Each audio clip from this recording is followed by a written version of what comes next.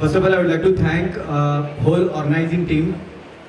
Organizing ಎಷ್ಟು ಚೆನ್ನಾಗಿ ಮಾಡಿದ್ದಾರೆ ಅಂದರೆ ಇಷ್ಟೊಂದೆಲ್ಲ ಈವೆಂಟ್ಸ್ ಬೆಳಗ್ಗಿಂದ ಸಂಜೆವರೆಗೂ ಮಾಡೋದಂದ್ರೆ ತುಂಬ ಟಫ್ ಜಾಬ್.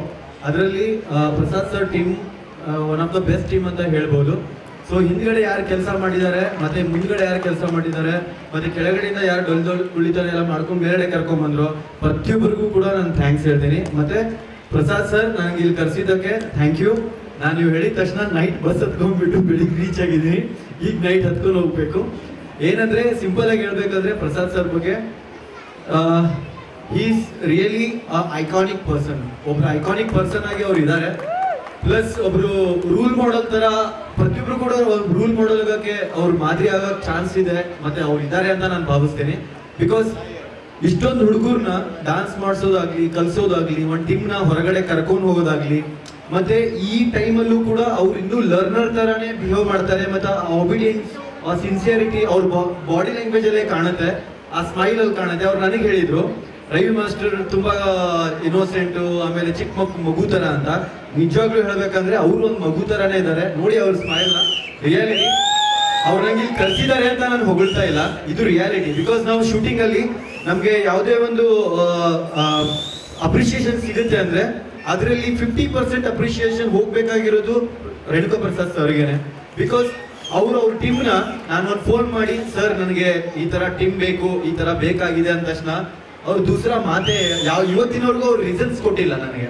ಸರ್ ಯಾವಾಗ ಪ್ರಾಕ್ಟೀಸ್ ಯಾವಾಗ ಸ್ಟಾರ್ಟ್ ಆಗುತ್ತೆ, ಏನಾಗುತ್ತೆ, ನಾನು ಬರೋದು 2 ಗಂಟೆ ಲೇಟ್ ಆಗ್ಬೋದು, ಬಿಂದು ಅಂತ ಇರ್ತಾರೆ, ಅವ್ರಿಗೆ ಅವ್ರು ಹ್ಯಾಂಡಲ್ ಮಾಡ್ಕೋತಾರೆ ಅಂತ ಹೇಳಿ ಕಳಿಸ್ಬಿಟ್ಟು ಅವ್ರು ಇವತ್ತಿನವರೆಗೂ ಕೂಡ ನನ್ನ ಹತ್ರ, ನಾನು ಎಷ್ಟೋ ಡ್ಯಾನ್ಸ್ ಮಾಸ್ಟರ್ಸ್ನ ನೋಡಿದ್ದೀನಿ. ಸರ್ ನಾನು ಓಪನ್ಲಿ ಮಾತಾಡ್ತಾ ಇದ್ದೀನಿ, ನನಗೆ ಫ್ಲೂ ಬರಲ್ಲ ಮಾತಾಡೋಕ್ಕೆ.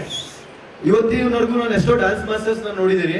ಸೊ ಈಗ ಟಿವಿಯಲ್ಲಿ ವರ್ಕ್ ಮಾಡ್ತಾರೆ ಅಂದ ತಕ್ಷಣ ಅವ್ರ ಮೈಂಡಲ್ಲಿ ಏನಿರುತ್ತೆ, ನಮ್ಮ ಮಕ್ಳಿಗೆ ಅಲ್ಲಿ ಕಳಿಸ್ಬೇಕು ಅಂತ ಪೇರೆಂಟ್ಸ್ ಅಲ್ಲಿ ಇರುತ್ತೆ.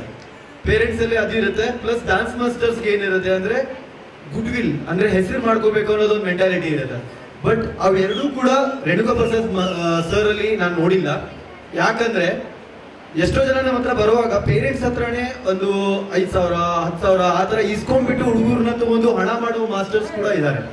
ಬಟ್ ಇಷ್ಟು ವರ್ಷದಿಂದ ನಾನು ರೇಣುಕಾ ಸರ್ ನೋಡ್ತಾ ಇದ್ದೀನಲ್ಲ, ಇವತ್ತಿನವರೆಗೂ ಅವ್ರು ನನ್ನ ಹತ್ರ ಸ್ವೇರ್ ಆನ್ ಗಾಡ್ ₹1 ನನ್ನ ಹತ್ರ ತಗೊಂಡಿಲ್ಲ. ಅವರು ₹1 ತಗೊಂಡಿಲ್ಲ.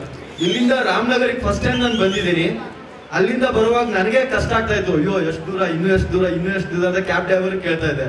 ಬಟ್ ನಾನು ಎಷ್ಟು ಸಲ ಕರೆದಿದ್ದೀನೋ ಅಷ್ಟು ಸಲ ಸರ್ ಒಂದು ಅರ್ಧ ಗಂಟೆ ಕೂಡ ಲೇಟ್ ಮಾಡಿದೆ, ಟೈಮಿಗೆ ಬಂದಿದ್ದಾರೆ.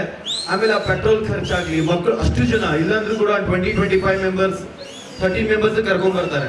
ಆ ಟ್ರಾವೆಲಿಂಗ್ ಎಕ್ಸ್ಪೆನ್ಸ್, ಆ ಫುಡ್, ಅದೆಲ್ಲ ಈಗ ನನಗೆ ಫೀಲ್ ಆಗ್ತಾ ಇದೆ, ಅಯ್ಯೋ ಒಂದ್ಸಲಿನೂ ಸರ್ ನನ್ನ ಹತ್ರ ಮಾತಾಡಿಲ್ಲಲ್ಲ, ಕೇಳಿಲ್ಲ ಅಂತ. ಸೊ ಅಂತ ದೊಡ್ಡ ಗುಣ ಇರೋ ದೊಡ್ಡ ಮನುಷ್ಯನೇ ಅಂತ ನಾನು ಹೇಳ್ತೀನಿ. This is what I can say.